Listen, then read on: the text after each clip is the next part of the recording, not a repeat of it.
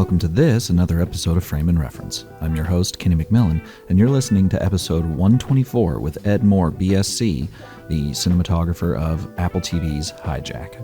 Enjoy.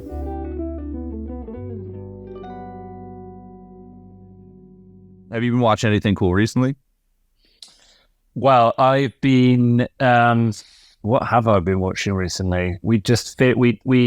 I've just watched all of Better Call Saul because we came to it 10 years late. So we've just I feel like I've experienced all of Better Call Saul in the last the last couple of weeks. So that's been intense. It's been a fun show to watch. Mm-hmm. And now I'm just in prep on this feature. So everything I'm watching is actually a movie magic schedule or a series of location photos. So yeah, my viewing is has dropped right off. Like all of us, I've just got a incredibly long list. I feel guilty about the stuff I need to catch up on.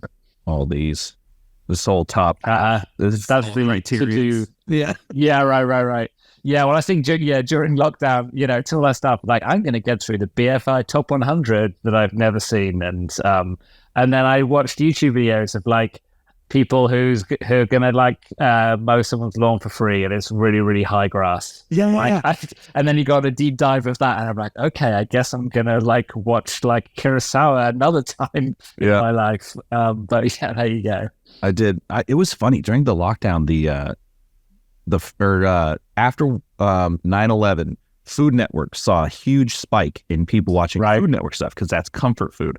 And the same thing happened during lockdown as all the food YouTube channels got a huge spike. And then the one that was funny to me was Bon Appetit, the magazine. They had a YouTube channel. Okay. And that YouTube channel got millions of subscribers. And everyone was all down with this group of people, and then come up to find out Condé Nast or whoever it was wasn't paying them. It was it was a side project that just took off too fast. So that they got canceled immediately. Not the hosts, but the channel, the project. Yeah, that was a good time. Did you watch Breaking Bad before, when it came out, and then you just OG Breaking Bad, for sure. And then so it was fun to go back in. I think they came up with such a kind of distinct visual language that is don't see often. Actually, it's it's beautiful. You can see things, and it's not in kind of Stygian gloom the entire time. It has a real visual identity. It's fun to watch. It is an interesting show in the sense that that was one of the first shows that I remember, obviously outside of HBO, that really had a quote unquote cinematic look, because everything else on television that was really good looking felt like House. But still very good looking, but not movie. I used to, for ages, I was kind of obsessed with this sort of network TV side. Anything that did 22 episode seasons and was shot in Vancouver or Toronto, and they're amazing because the kind of schedules. I thought loads of TV drama, and I'm used to lots of bit to be able to do it was always the key light for any female character was always clearly a 20 by 20 silk or something, and then you cut to the reverse of the guy, and the guy was always cool chiseled hard light, and they're a real House style, and it would be whatever you could intercut all of the shows together, and they would all look like they kind of from the same thing, but it was a real high end look, just the same one, but respect to pulling that out for 22 episodes every year. I was talking to the DP of was it Joanna Coelho, maybe DP of The Rookie, which was an ABC show. And I used to work for ABC, but I was in an office. And I knew kind of the corporate structure. And I was like, whoa, was there any mandates? And she was kind of cagey about it, but basically was well, you do need to see both eyes, and both eyes do need light. And I was like, yes, there's a little bit. Yeah. Well, the first job I got as a main unit DP was this comedy series. And I didn't know any different, but it was actually before Red Dwarf. I'd operated on Red Dwarf, and then as a result of that, I sort of, cheated and lied my way into a lighting job on this show called Common Ground. And I met with a producer, and they were oh, it's going to be like 11 pages a day. And I was like, I don't know, it sounds whatever. Like, that's, I don't know. And she like looked me in the eye and was like, do not try and win a BAFTA on my show. I was like, and I didn't. So, you're welcome. So that same thing of like, if you can't see the eyes, it's not funny, which is probably news to everyone who does like radio comedy or funny podcasts. Right. But you have to see both the eyes for it to be funny. But yeah, it's fun starting. I was pleased to have started my like DP career in comedy, because you have to work quickly, which is the bread and butter of being a DP, full stop, I think. And anyone can do it nicely, but can you do it quickly and nicely? But in comedy, like any amount of kind of look and gloss you bring to it is like a bonus to them. So they're so excited, like you make it look interesting as well. That is actually I'm giving away the cards a little bit, but that is one of the number one questions I look forward to potentially asking is like, how do you, because a lot of shows, especially television, you're shooting however many episodes, and especially for the ones that look really good, it's like, how did you do that fast? Like, I'm fast. Yeah, well, for sure. With your show, you had 110 days, which is wild for, like, we'll get to that. But like, some shows, where they're traveling all over the world, they're like, yeah, we had 40. You're like, well, how did you pull that off? Yeah, it seems it seems wild. And I'm doing a feature now, and it's, what do we, like 37 days, I don't know, maybe less. I can't remember, but it's in the 30s. And it's been so long since I did a feature that I'm like, it seems like impossibly short. I'm like, well, I won't even notice. Like, it's like, I won't even need to charge my phone during the rest of this feature, because the TV shows just become so long now, and especially on Hijack, because I did a lot. Like, it's intense to be doing one thing for that long, right? And not have oh no, I actually know the answer to that. I didn't know when to spring this on you, because it's kind of nerdy, but all the fucking cards and stuff might give it away. I very much look forward to whenever I get to talk to any Brits, because 9 times out of 10 they shot my favorite show, which is Doctor Who. Yeah, and very proud that I've done that. I want any stories, especially because you shot Day of the Doctor and Time of the Doctor, which were fantastic. Thank you. So yeah, well, so those Day of the Time of the Doctor, I was second unit DP on. Hey, that's still there. That's still there. Yeah, I take it. Yeah, well, so that was so Neville Kidd was the DP. He's now done amazing work on shows like Altered Carbon, like Top Guy and Umbrella Academy. I think Neville's done. So he, I can't remember which one, but certainly so one of those was the one where it was. Do you remember the bit where we shot everything in 3D and it was going to become like the thing? So one of those, I think it was Day of the Doctor, was the anniversary special was in stereo. So that was interesting to see. So, back that was, Alexa M's that no one remembers anymore in a like beam splitter rig and everything. And now we have the Venice, which is basically now it has an Alexa M you can't pull apart. Or you right? Yeah, exactly. Yeah, well, even then the Alexa Mini came out and we're like, oh, it's an Alexa M. They chopped the cable off. It was still the same size.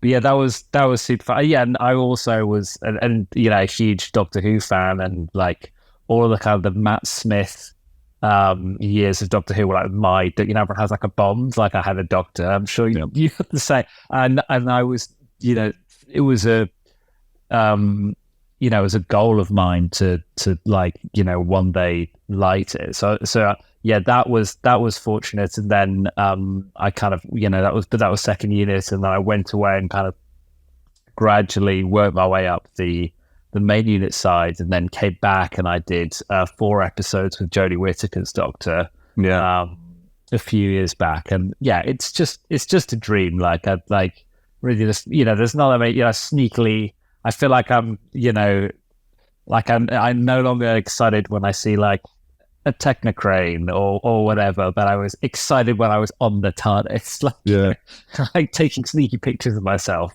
It's pretty special. Like it's such an institution. So to be a small part of that, and you'd see stuff like just lying around the studio, you'd be like, some, because the prop store there is huge, and there'd be like plastic crates that are like spare TARDIS lights and stuff. Right. Well, it's just sitting right there. Like, so yeah, getting through the day without just You're like, I'm not gonna miss that one.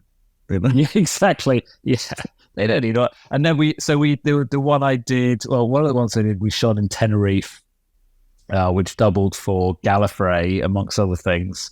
And we took, and we're like, the TARDIS is going to materialize like in Gallifrey, and then Jodie's 13, right? Correct me if I'm wrong.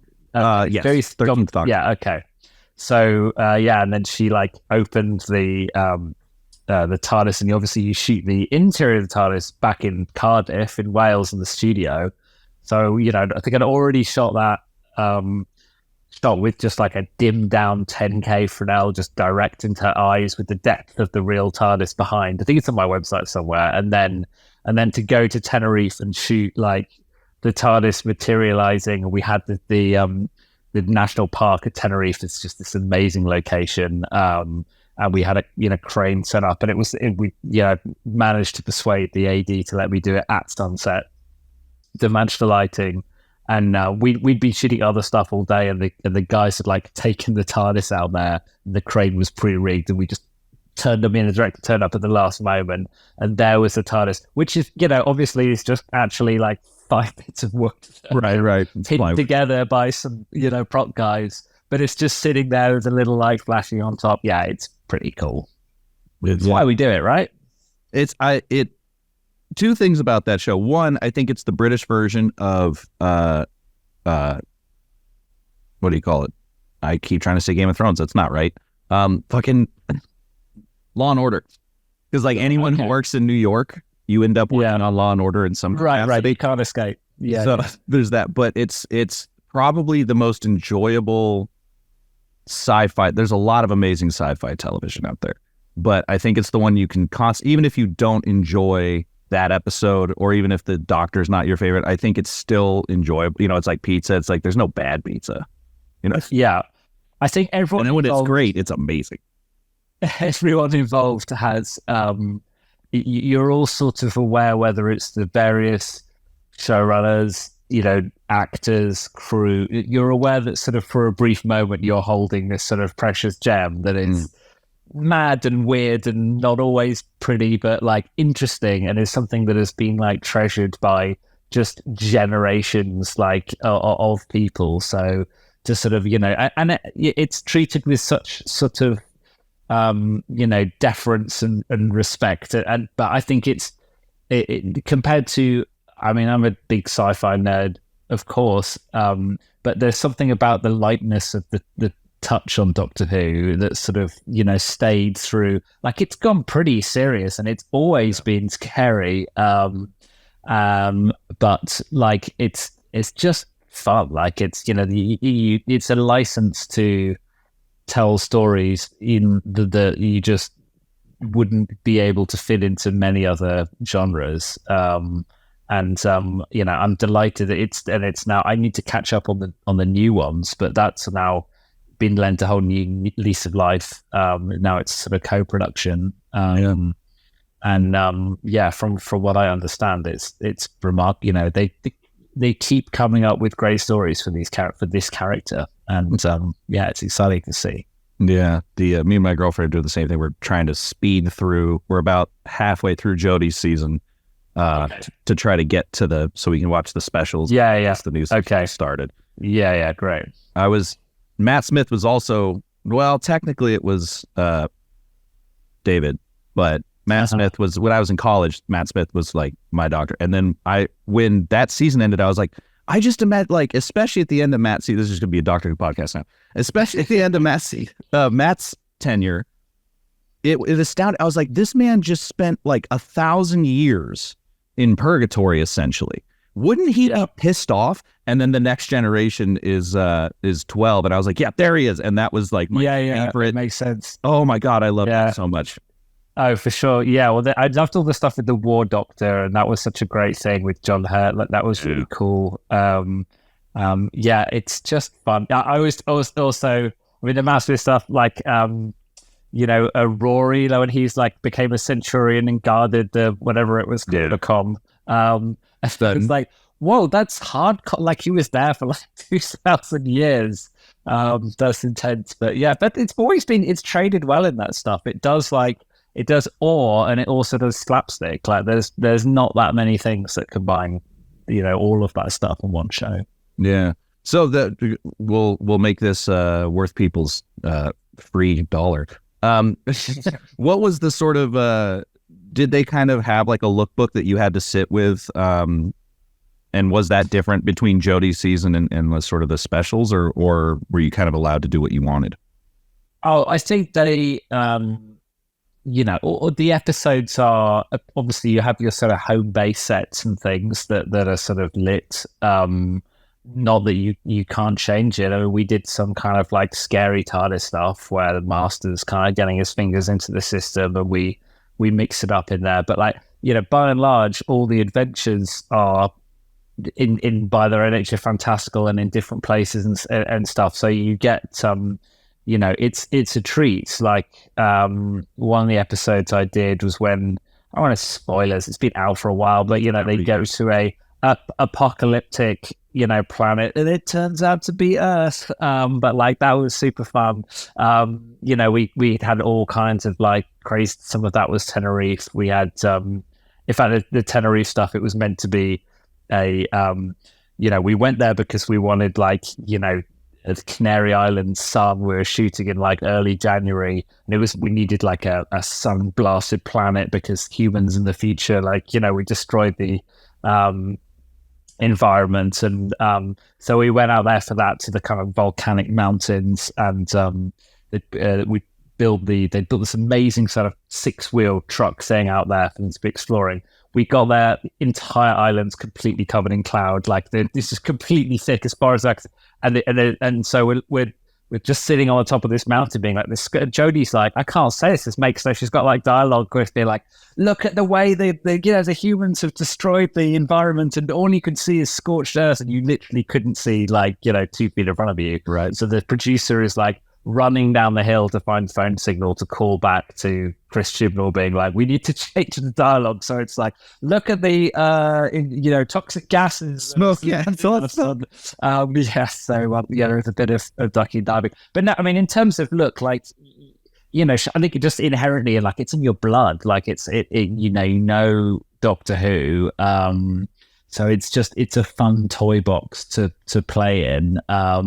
The crews, the camera crew, all that had done it for many years, the lighting crew as well and things. So they can kind of help you, but like you're painting in broad strokes, and you're very aware that you're following in the footsteps of just like just a long history of brilliant DPs who've done it before. So it's fun to just add a little mark to the bottom of the tapestry.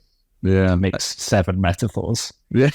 I got to interview the costume designer for like the first 3 seasons, and then she moved on to, I believe it was Game of Thrones. Or no, it was The Witcher. And then a DP from a couple of different seasons, but the person I'm thinking of did the Eccleston season. And I was like, that must have been a strange, or no, the one straight after the Eccleston season. I was like, that must have been a strange change to go from like weird theatrical backlighting of just purple, like there's like a purple Parcan just in the shot. Yeah. That's in there. To, I guess, Matt Smith, which was very like polished up. Yeah, well, the Matt Smith ones where that was they went on to the short-lived Sony F-35, and suddenly everything, still a great camera. Blurry backgrounds and and big sky panels, top lights and things. Yeah, exactly. Yeah, blurry backgrounds and sky panels. So that era was upon us, and Going back to because I assume Doctor is kind of the same, but the initial question I had before I got super distracted, which was, what did comedy shooting, and I suppose Doctor Who to a degree, teach you about moving quickly? Like, were there any kind of tricks that you picked up that allowed you to get like let's say a high budget look in a fast environment? Well, I think it's it's great like that, because it concentrates your mind on, like, this sounds reductive, but like if just in TV world, like if you're not completing the call sheet, there's no point. There's like table stakes. So you have to get through the stuff, and then I think and then it's on you, like as you know, with the artist side of your job rather than just the sort of like facilitator. And then it's like, well, how can I get, how can I offer more creatively into this? But like that metronome is constantly ticking, and I think that it's helpful to learn in those conditions. I so compare it to like, people learn to play the guitar. It's like you can either kind of like spend ages trying to get your fingers onto the right place before you strum, or you just always keep strumming, and like if your fingers have to figure it out, right? And that's a better way to learn, because eventually, they go, oh, okay, crap, we've got to do this. So I do really believe that the basic tenets of like making a beautiful like lighting on a person or a scene like are not that difficult. Like if the kind of the core skill is like at least pre-visualization. You should be able to sort of know the statue inside the block of marble before you start chipping away. That comes first. But like the ingredients that make something look appealing or interesting, or most importantly like fit the way the story feels and the characters feel, like are not that difficult. But like doing like 10 strips a day like that and with location moves is harder. So you learn. I years before I'd done theatre lighting as just like when I was 15 I was doing follow spots and theatre stuff, and then in theatre lighting you're lighting a space. You're never lighting a shot. The shot is the proscenium arch or whatever, and everything has to happen within that. So I guess I came into TV in film lighting with a little bit of that mentality. So I try and light spaces and environments more than shots, and that keeps the equipment out of the way. It tends to look more natural anyway, and then you're in a good position to tidy up a little bit for close-ups, but on top of an environment that exists. So I've tried to keep in with that. As a general rule, I want obviously I want it to look beautiful and interesting, but it's more important to me that the actors and the directors have space to work. If I'm hampering them, then I think it's the cart leading the horse a little bit. Is that the right expression? Or the tail wagging the dog? Certainly. Like it's we're there to capture the performances, and like it's my job to support the performances in photography that sort of amplifies them and seats them in the story the director's trying to tell. So and occasionally I think that the pendulum swings too far for me, and I feel like I pulled my punches slightly, and I need to stand up for myself a little bit more and be like, guys, just let's pause, let me just get this. And you have to, and as the years have gone on, I've realized more when the opportunity, when I need to do that. Because no one's there in the grade, no one's there when the show goes out looking at kind of like a slightly mediocre shot and being like, hey, but like we wrapped 15 minutes early. Right. Remember that? Like, so there's that, like it's, you can't go that far. But also if you're taking so long lighting that you're not really turning over till like 2 hours into the day, or people are only getting a couple of takes in, then that's not serving anyone. And in the UK, where I've mostly worked, we don't have the same length of hours that tends to happen in US shooting. Like we're pretty much like 10 hours on camera, and I'm very aware that of that time, what the directors actually, if the directors had like a chess stopwatch and measured the time that the directors actually have to work to do their thing, to that no one is telling them we're just setting this up, we're just moving this, or there's a car coming through, or we're waiting for the actor to come from the trailer or whatever.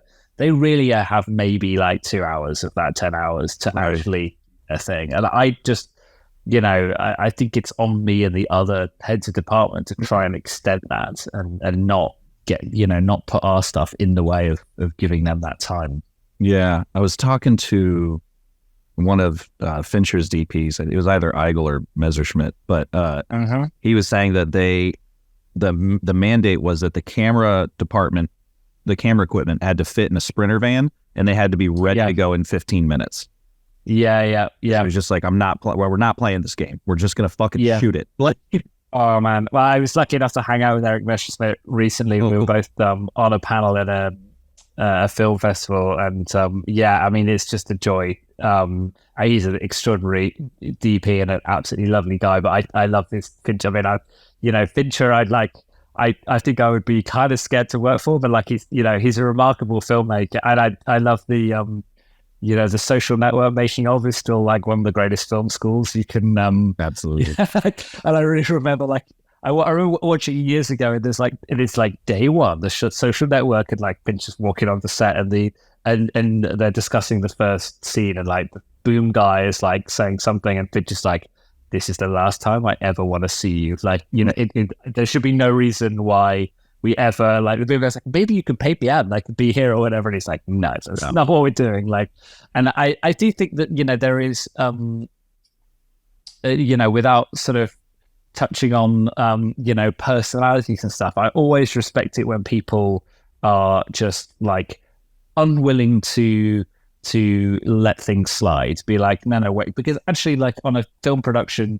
like, so many people like want you to move. I mean, I want you to move on, want you to say it's fine. I tasted a tiny bit of this on Hijack, actually, because I ended up directing sort of second unit stuff or picking up a few elements here and there. And some of it was like quite big sequences with, and one of it happened to be like the last day. And the entire unit is like it was really interesting, like just feeling for a moment, being the shoes of the director, and just feeling everyone wanting you to say, yeah, it's great, move on.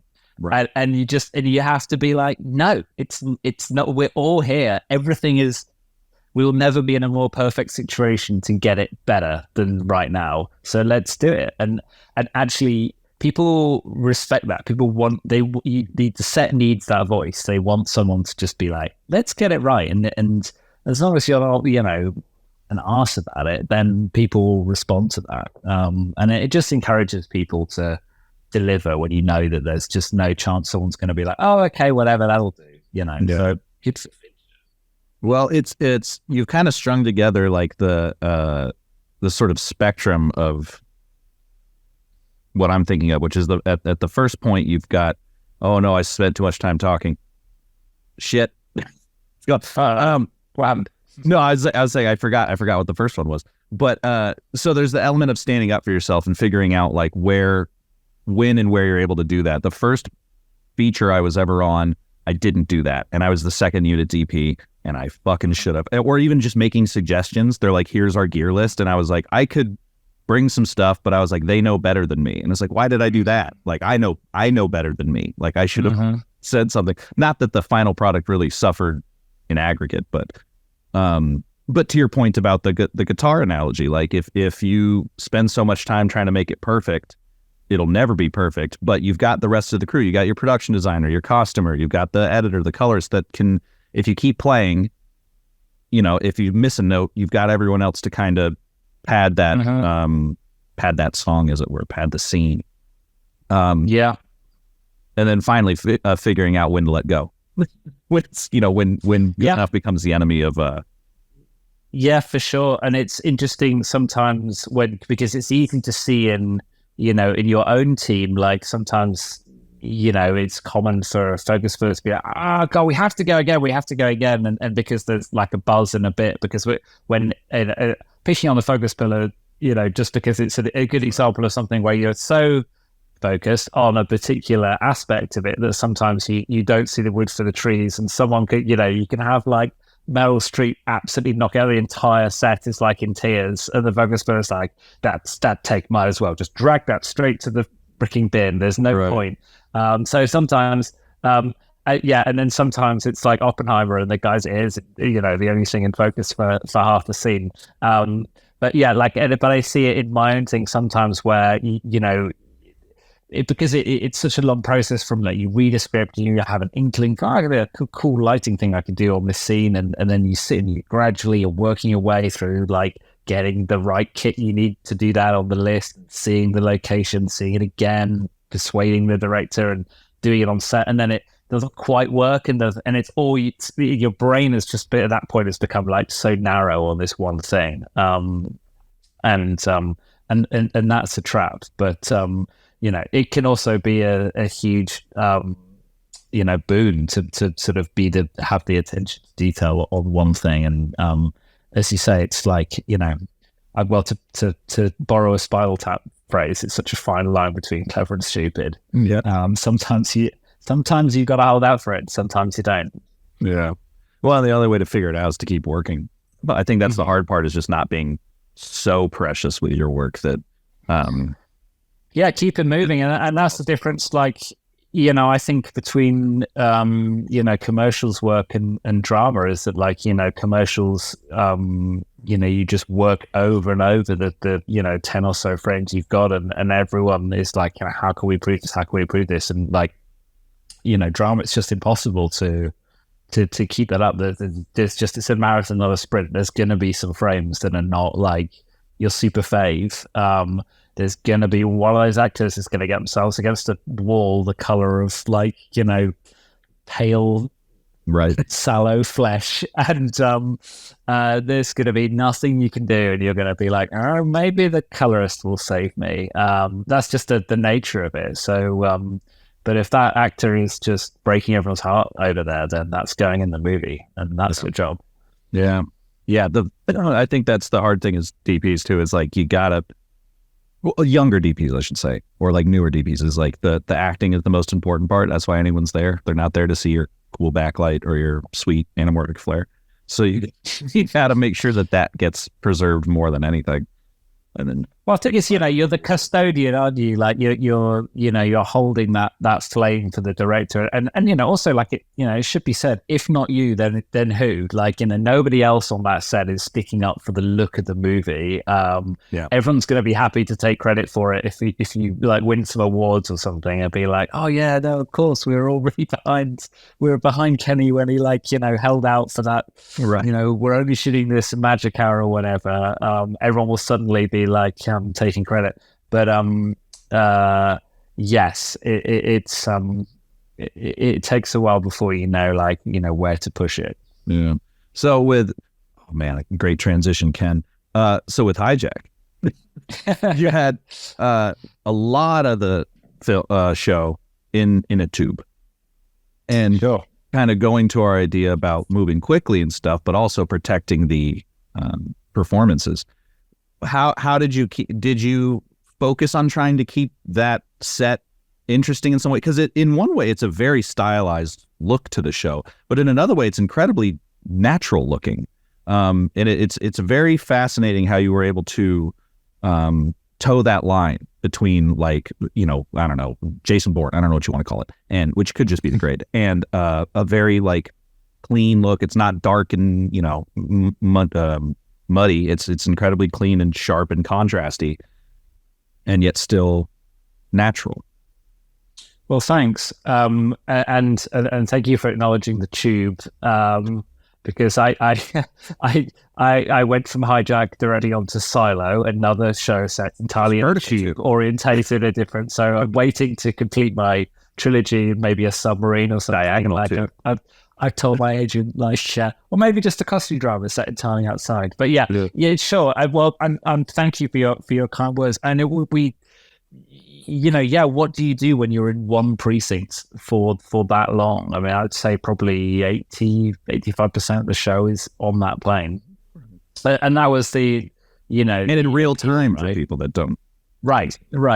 And it's a world that we've all been in. Like, everyone's been on a long plane. It's not the TARDIS. It's not a spaceship where you can do cool whatever things. Like, you have to. The show was never going to work unless it was sort of at least the cinematography and the sort of the setting, the production design was kind of like the straight man, as it were. Like, it had to be like, this is it. Like, this is real. the nature of the things were happening were obviously heightened, and so the cinematography, had to also feel that way. But we never want, Jim Phil Smith, right from the start was like, this can't feel like this is not like the euphoria of Hijack. This is right. This is not that. Like, this is the camera we need to feel as the audience in this pressure vessel with these people. There's no escape. We both, I think, really early. Jim probably felt this from the second he came up with the project, and then he let me pretend like I thought of it later on as well. Good idea, Ed. Yeah, I've been prepping this for a year. But yeah, we're like, let's never take a wall out. Let's never take chairs out. Let's make it really uncomfortable for the being the operator to sort of get the camera where we want, because it just, if as soon as you get into that, we talk about the network TV look. As soon as you get that thing where you're feeling like, we're sort of on a 75mm. There's no wall here. Like, we're clearly, the cameras are like, I think whether or not you work in TV, you feel that that disconnect. And then in terms of lighting, it's back on some of the topics we've hit already. You need to be able to work quickly. There are we were delivering 35 setups a day. Pretty frequently on that, and so to be able to work at that pace with an aircraft that was loaded with 30 speaking roles, like a further 100 supporting artists, that you're seeing in all directions very frequently. Like, Jim, we wanted to do lots of sort of, moving camera storytelling up and down the length of the entire aircraft. So it had to be, I had to come up with a lighting design that was going to enable me to quickly shape a look. And I think it's now very common to have a lighting programmer. Because I came from theatre, that's always been my thing about having someone from that world. It was crazy to me when I first started, and I was like, wait, what are these metal things you put in the light to dim it? This is insane. And also, why do you clip the gels on the outside of the barn door? Like, the gels go in the front. Anyway, but so yeah, we had, I think, 6,000 control channels of lighting on that aircraft. Ziggy Jacobs, just genius desk op, who I've worked with many times, and she comes from the world of live events and opera, where they're like, this is like a pathetically small number of fixtures, but it meant that we were able to, wherever the cameras were pointing, quickly control, contrast ratios, and try and get a kind of a look into it. And and the other thing that, when we started prepping, I was like, at least, obviously we'll make it so the plane is has like a sunset and a sunrise or whatever during the journey. No, that's not how the timing of the scripts work. They are in like full daylight the entire journey. Right. They're flying east to west, so that the sun basically doesn't move. I did the flight. Thanks, scriptwriter. Yeah, thanks, guys. But I was like, it was kind of an advantage, because we couldn't lose the set. It was just too long a shoot to put the whole thing on hydraulics or anything. We did a little bit for the flight deck, but I was like, okay, we need to have a sense of movement in the plane, and I want to have like that thing we're all familiar with, where you have the harder source, like, that's kind of almost annoying, and it's tracking through the cabin as the plane rolls. Right. So I ended up building the whole set and the whole studio actually in Blender in 3D, and like playing around. And I wanted to, I'd done plane stuff before, but like, you tend to have like smaller sets that are like 20 rows deep or whatever, for kind of doing like a scene here and there. And, like a lot of DPs, I'd played with this where you put like a 20K on a camera crane and you swing it around and you get different stuff. But the trouble with that approach is you have a single source not that far from the set, and then the angle of the beams changes throughout the set, and you sort of give away that your sun is 30 feet outside the window and not one astronomical unit away. Yeah. So I was like, okay, we need parallel beams, and so parallel beams equals one light source per window. So we added 75 windows down one side. Fortunately, only one side because the aircraft was always heading the same direction.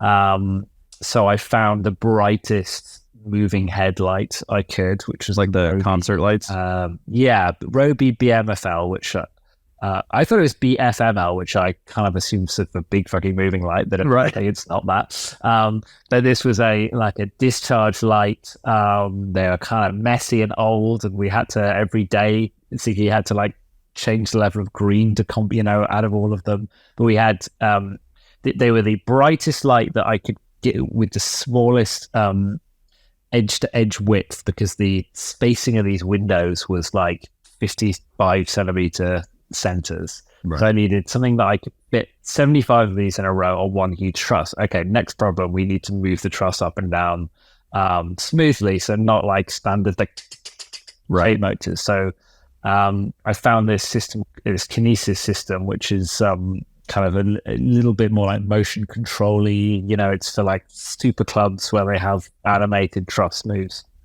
And so, that gave us the truss moving up and down so that we could make the light change. But okay, now all our moving lights are now pointing at the studio floor, and then they're pointing over the top. So Ziggy, I gave this problem to Ziggy. I was like, you need to get this thing to talk to this thing. So yeah, eventually she with the aid of like 12 computers, which she translated one thing to another, as the truss moved up and down, this thing was like, I think, 80 meters long, weighed 3 tons, and it had 75 of these moving lights on.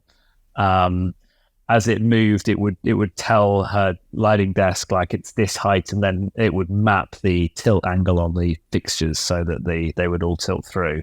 So it was like a lot of work, and it was obviously very expensive, and I had to sort of persuade a lot of people that it was going to be worth it. Yeah. Like when we finally fired up and you saw this, like, you sit in the set and you'd see all those like window shaped lights just sort of move through the thing. Your brain just goes, oh, I know this. I've seen this. Like, on a million flights, it's like we're turning into LAX. It's like the last bit of the flight. It's such a sort of like, you're like a visceral gut level. You're like, the plane's moving. I was super, super happy with it. And it gave me like the discharge lights spotted right down. We had to shutter them all off each window so they never spilled into the next one. If anyone's wondering, hey, but how do you do like turning left and right? I didn't do that. That was very complicated. It was impossible to do left and right. We'd have had to track the entire truss left and right. It was already costing a fortune. But the rolling worked super well, and we, having the super hard discharge source coming through and just letting that be like 4 stops over gave a really good way to build an exposure off, because you're just used to that in a plane. You're used to there being just bits that are like annoyingly bright. Obviously I played the angle of the sun lower than it kind of would be, because it's more fun to see Idris Elba all backlit. Right. But so yeah, and then so there are the entire show, that truss is moving slightly to sort of in cruise mode, and then there are moments where it's rolling more in bigger moves. Some more of which I would have liked to have ended up uncut apart in the final show. But I think it's in there, and it's giving you this subconscious sense of this aircraft's on the move, and it helped for the cast as well. I think when we loaded everyone in for the first time, and we're playing this stuff, and they're seeing we had virtual production screens outside with clouds and stuff, and you're feeling this thing. You could, when we started the first big move, people were like, "Whoa, okay, you're moving the set," and so I think they're healthy performances. That's absolutely well, and I've always wondered if like the virtual production people get kind of ill when if they're looking at if they're looking at where the camera box is like moving around, but being in an airplane with the lights moving, way worse, because it's like memory colors, right? Where that's going, whereas you it's so surreal. Wall. I mean, particularly like the I just did like screen recording. Like, as it happens, I'm a huge flight sim nerd. This is fun in that way, but I'd already have all the things, all the controls. Like I stopped playing with it for a year. I've got to say, for some reason, it was like I got it out of my system once we shot this. But I recorded. I just did screen recording some flight sim of like the takeoff from Dubai, and the graphics in flight sim now are crazy good. It pulls it all from everything, and we played that like looking out the window, and I've got some like video on my phone of a camera focus puller Jason just sitting there as like Dubai just took off and the lights went by. We were just like, this is so cool. Like, you feel like you've created like an illusion. Like it's, you feel like you're working for, Imagineering suddenly, rather than just, doing a TV show. I wonder if are you guys like, maybe not the first, but do you think you're kind of like near the first people to do that? Because I don't know how many people are using virtual production. I would always hesitate. I would hesitate to say the first. Well, I mean, Eric Messerschmidt did a whole movie with Devotion. Oh yeah, that's a good point. I got it wrong.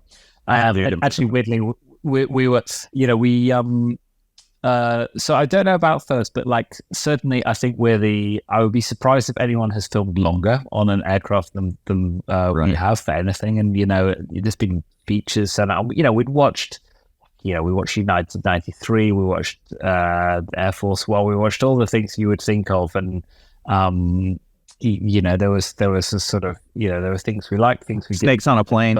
I'm sure Snakes on a Plane was our main one. Yeah, that was just like create just the base creative vibe of Snakes on a Plane. Yeah, I think it's obvious to anyone who's seen Hijack.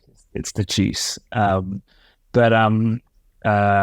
They all offer stuff, but just like for just sheer number of shots, like on a plane, I feel I'm fairly safe, and like no one has been crazy enough to just. If there's an angle on an airliner that I haven't done, I would be surprised at this stage. Well, part of me is wondering, like, I'm going to say something after we get off, but okay. I was for some reason or another, I was watching Interstellar, and nope, already lost it. Fuck, now that's dumb. now that's done. I'll just say it. In 2 hours, I'm interviewing Hoyta. Okay, that's pretty cool. So we'll get if you want to ask him anything, let me know before we go. But can I have your career? Are you using your career? Can I borrow it for a bit? Yeah. But the all the plane stuff was cool. But so in Interstellar, they when they were designing the black hole, the wormhole, that ended up being like a scientific paper. And I'm wondering if all that work that Ziggy did getting all of the computers to talk to each other and all the lighting rigs I wonder if that could become a paper, because I can't even get 2 Excel sheets to talk to each other. Well, yeah, we kept, it was a show for Apple, and there were a whole bunch, like one of the key components of that system was some like really cool like indie software that an Apple developer has written that was at the heart of it. So like every time some of the like Apple press team or things were there, I was like, you guys, like, look at this, it's like Apple stuff, it's cool. And they were like, no, we kind of like Idris Elba and like him. Oh, do you? I was like, are you sure this software is kind of I think with the right Apple audience, they would have been into the lighting software. But yeah, I mean, it's when all that worked for the first time, like CGI, we're high-fiving, because it was like it's one of those things where you go like, intellectually that should be fine, like, but then the number of like technical hurdles that you've got to overcome to kind of get it all working, and then for it to just kind of work flawlessly for 110 days is pretty special. Right. Well, I just yesterday interviewed the DP of Lessons in Chemistry, or one of them, which is a different Apple show. And I asked them this, and I want to ask you, because obviously certain studios are more hands-on than others, was there any kind of creative input from Apple, or were they just kind of there to help facilitate whatever you needed to do, apparently computer-wise? I didn't even think about that. But because I mentioned this to him, and he respectfully disagreed, and then I came onto his side, which was all the Apple shows look the same is what I said initially. But what I really meant was not like ABC shows, but like look the same in the sense that apparently Apple is just picking really high quality work. Like they all look the same in that they all look really good, and my brain I'll go that too. Good recovery. They all look no good recovery. Well, it's your show especially doesn't, but or Silo for that. Obviously,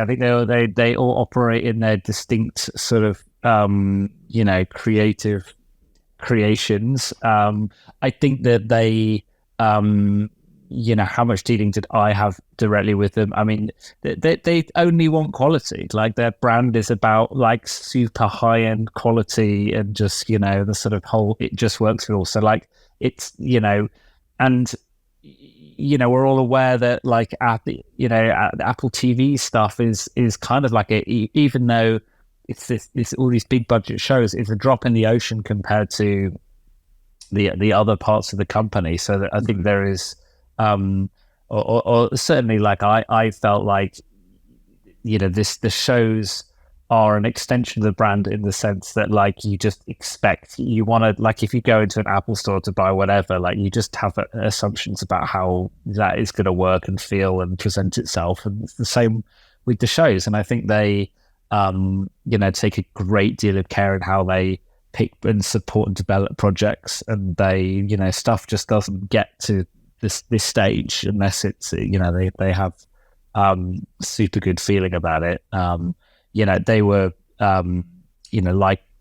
exactly like the other big studios and streamers, the specific producers and production execs and things always they want and expect you to present your ideas, and you sort of already pass the hurdle by being hired in the first place, because it's hard to get hired on these shows. So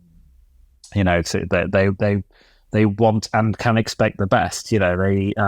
They can kind of get whoever they want. I think that's a good way of saying it, that they are united in quality. There's nothing bad looking on the platform, and they don't. They've got no interest, I think, in just sort of like, putting a ton of content up. Like they'll put stuff up when they think it's good. And that's like, why wouldn't you want to work for a company like that? Like it's just the interest is in quality. So. Well, and I think that's kind of this is a half-cooked idea because of the implications of online, like having everything on one network like we used to do with Netflix. But like I feel like that's kind of the future, is like I compare it to the Criterion streamer, which is like it's curated, right? It's easier to go on Apple, or I guess in a way Disney Plus, because it's that's pretty curated, but there's just a lot of it, or Criterion, which is you turn it on and there's maybe 50, 100 things you can pick and they're all good, versus like old school Netflix, or even current Netflix to a degree. No shade on Netflix, but there's just a lot of stuff on there. And you turn it on and you're just inundated with so much choice that you end up going like, fuck it, I'm going to watch TikTok, Yeah, right. Yeah, no, it's true. Like, and I think you've just got, if you're just going to randomly like hold down, right on the controller and just press select on the Apple platform, like you've got a really good chance of watching a quality piece of work for sure. Yeah. I did want to ask, how did you, this is a slight pivot, but I have the Preserving the Vision book. Oh, sure. And I was wondering how'd you get into the BSC? Well, I mean, now in retrospect, I'm like, wow, I was lucky to get in. So I was in 2018, and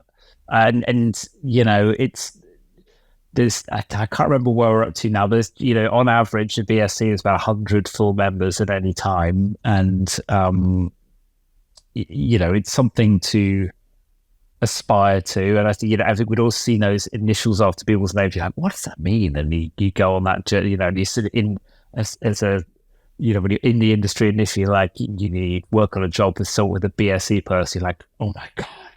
Oh, it's like in awe, which immediately evaporated for me the second I got in. It's like sort of Groucho Marx saying I wouldn't want to be a club that didn't have me as a member. It's like getting in the magic. Yeah, I mean, Yeah, right. Yeah, I'm sure. Yeah, so the Magic House and the BSC very similar. Super similar. Incidents. Yeah, Bunch of nerds standing in a room. yeah, exactly. Being like just slightly snippy about a nerd who everyone perceives to be doing slightly too well for their Right. yeah. It's just the same. And the BSC, a brilliant DP Nigel Walters was kind enough to nominate me, and you have to be nominated and seconded and all that kind of stuff. And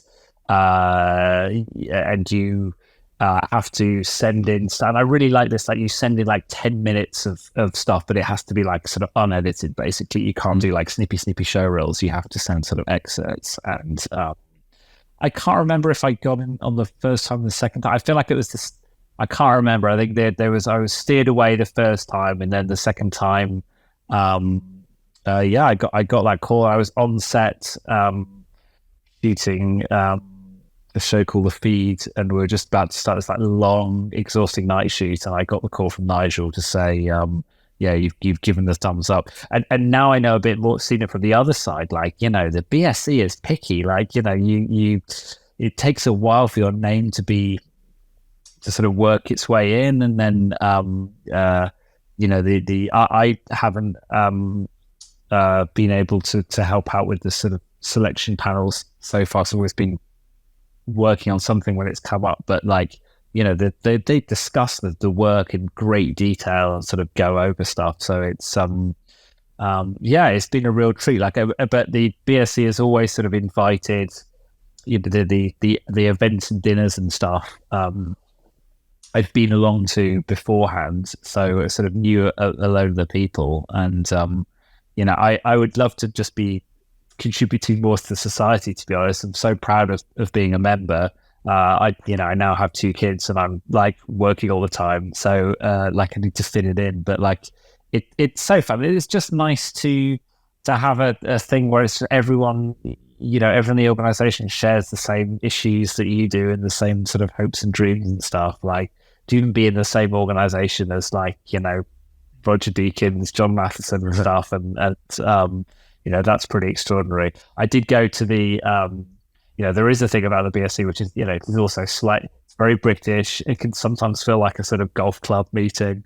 And I remember that one time I was, MBS Lighting very kindly invited me to the ASC Awards, and it just had the hilarious like additional level of glam and pizzazz that you guys do so well. Like I was sitting in first of all, it's in this gigantic thing, I think just down the road from the Magic Castle. Yeah, you can literally see it from the clubhouse. Yeah, right. And we're in this huge venue, and I was like on some table at the edge, and the awards start, and like Maddie Liebertig was presenting, and he has like he's doing like sort of like late night TV level like gags, and like everyone's there's like back and forth, there's amazing AV, and then they're like, okay, to present the first award, there's like so many awards. The first award was like best cup of tea made by a camera trainee on like a low budget documentary set in like Wisconsin,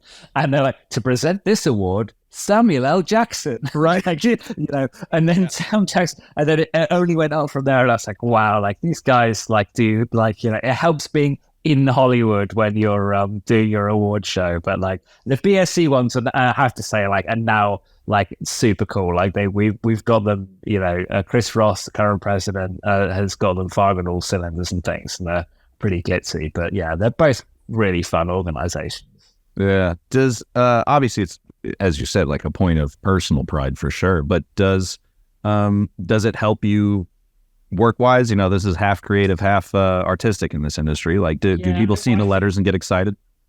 I think it's it's hard to say, because it's hard to sort of track the implication it's had. I mean, I felt like initially it's something that probably matters more to us nerds. Like it's a bit inside baseball, and it matters less to producers. Sort of, maybe. I think that probably as I started sort of being put up for these bigger shows, the bigger streamer shows, the budget stuff, and I think it probably who's to say? I think I can imagine it may be an extra point in your favor when you're being considered by an Apple or Netflix or something for a big show. That they as I say, they can have whoever they want, so they want to make sure they're getting the best. So it's nice to feel like there's a stamp of approval from my peers. Yeah.